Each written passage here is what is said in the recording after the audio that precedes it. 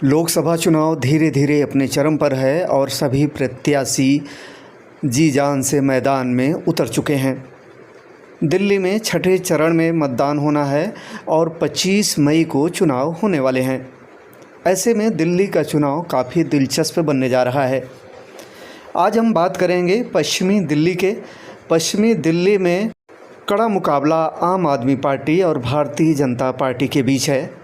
आम आदमी पार्टी के कद्दावर नेता हैं महाबल मिश्रा, जो इस क्षेत्र के नए नहीं हैं। महाबल मिश्रा इससे पहले कांग्रेस में थे और कांग्रेस में वे 3 बार विधायक और 1 बार एमपी रह चुके हैं।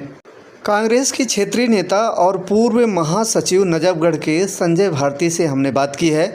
संजय भारती इस समय क्षेत्र में आम आदमी पार्टी और कांग्रेस के संयुक्त उम्मीदवार महाबल मिश्रा देश के पहले के प्रचार में जुटे हुए हैं। जिसने बुलाया जब बुलाया, और इसी सिलसिले में हमने संजय भारती से बात की है कि उनका चुनाव प्रचार कैसे चल रहा है और महाबल मिश्रा का क्षेत्र में इससे पहले क्या योगदान रहा है और इस समय टक्कर कैसे है।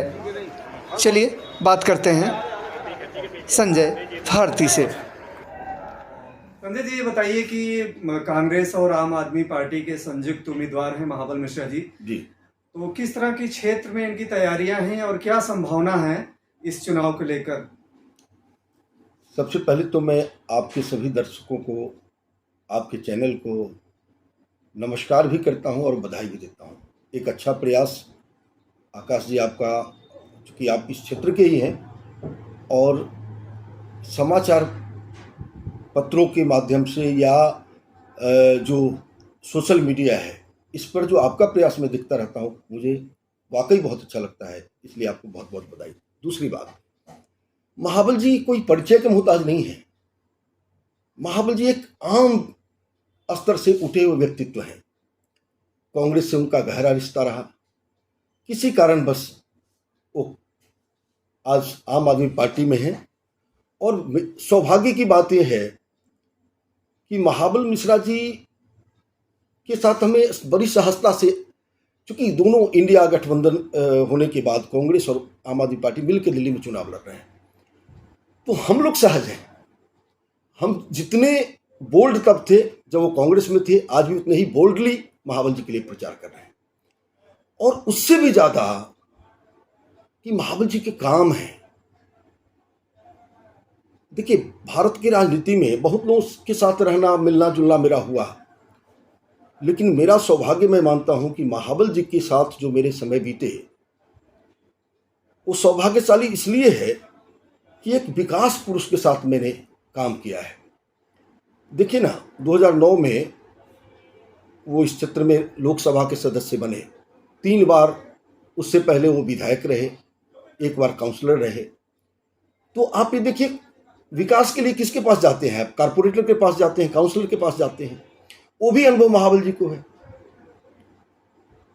आप विधायक के पास जाते हैं, वो भी अनुभव महाबल जी को है।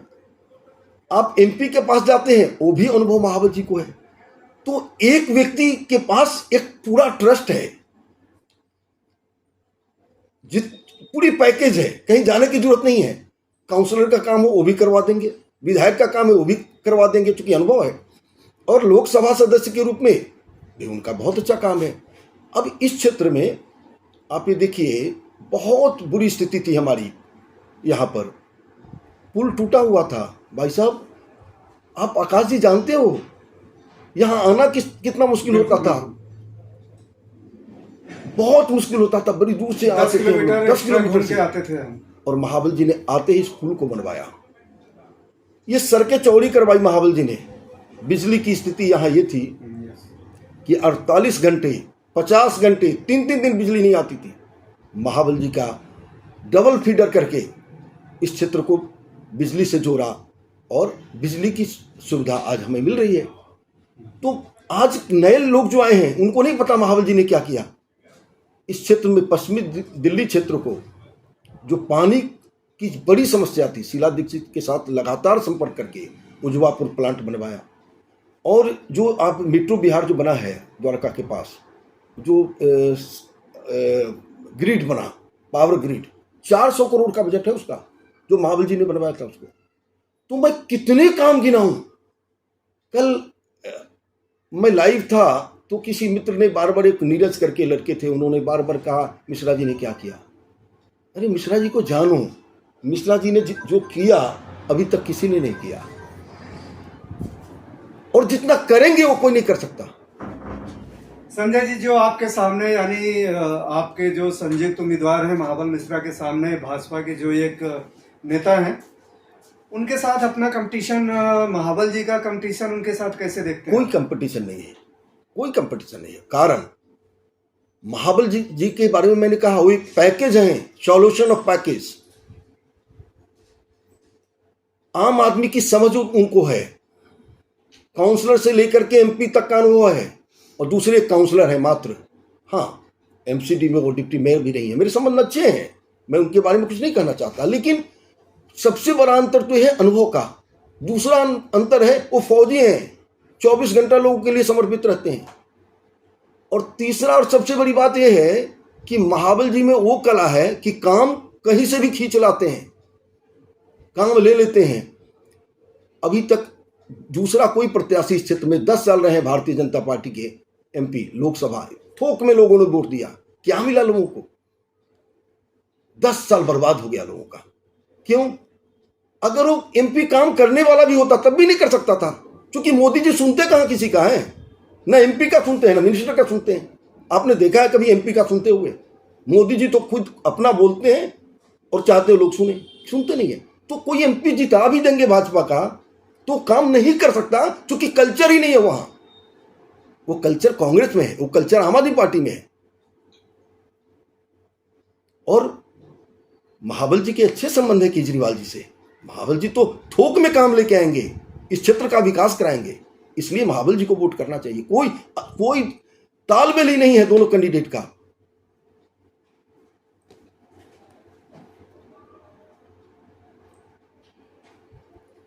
और अभी प्रचार कैसा चल रहा है? और महाबल जी इस क्षेत्र में, चूंकि ये कुतुब बिहार का काफी बड़ा एरिया है, और इसमें जो पूर्वांचल की जब बात होती है तो उसमें बिहार और यूपी दोनों शामिल हो जाते हैं।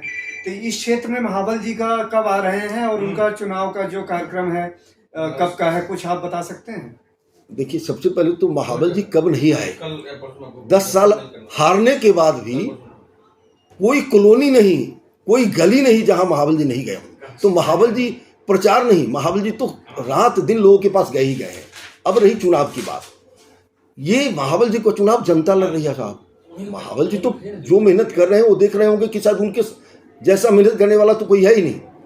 24 घंटे काम करते हैं, और मैं तो दंग हूं। मैं जिस गली में जाता हूं लोग खुद निकल के आके कहते हैं कि मैं आपके साथ हूं। महाबल जी का चुनाव इस बार जनता लड़ रही है, क्योंकि 10 साल से जनता पीड़ित है, पीड़ा झेल रही है। स्थानीय एमपी ने 10 साल बर्बाद कर दिया लोगों का।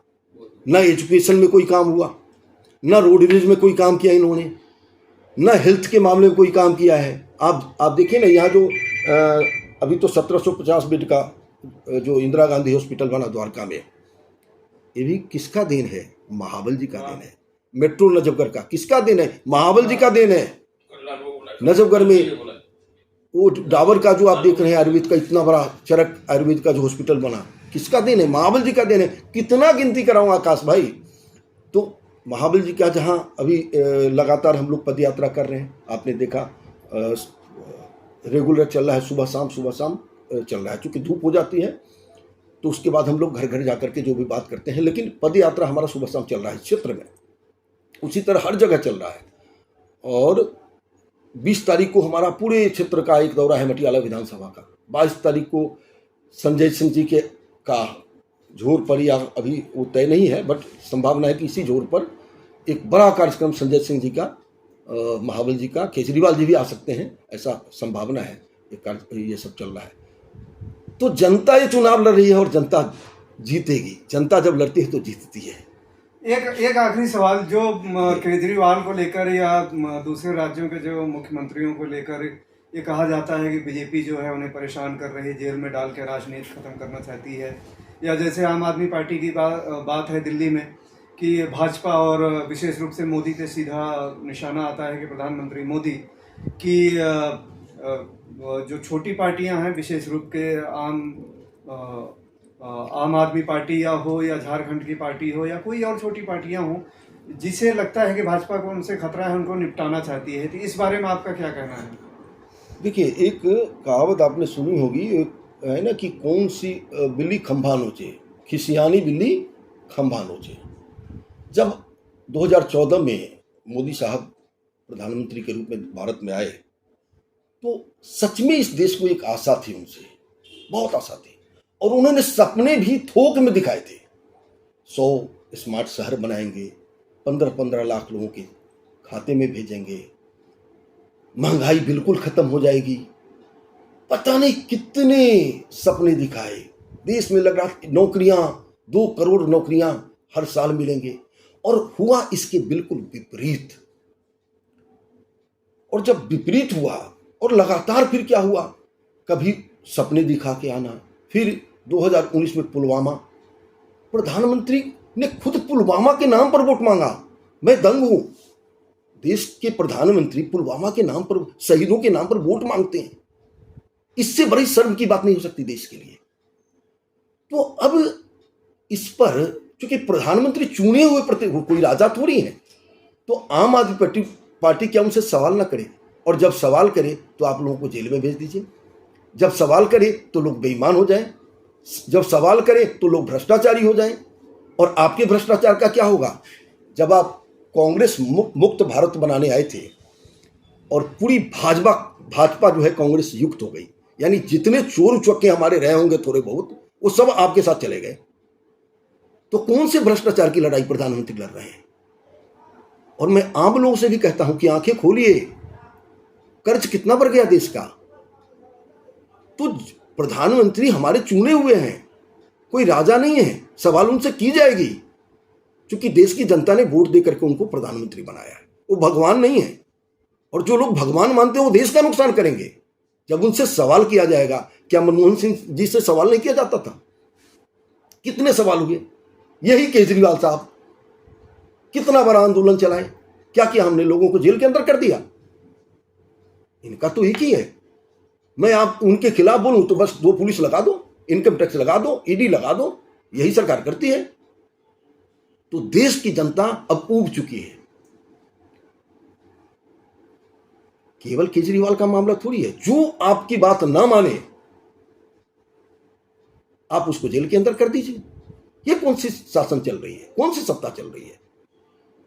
देश लोगों ने आपको चुना है, जब तक लोग चुन रहे हैं आप प्रधानमंत्री हैं। लोग चुनना बस देखिए, इस बार डब्बा गोल हो जाएगा।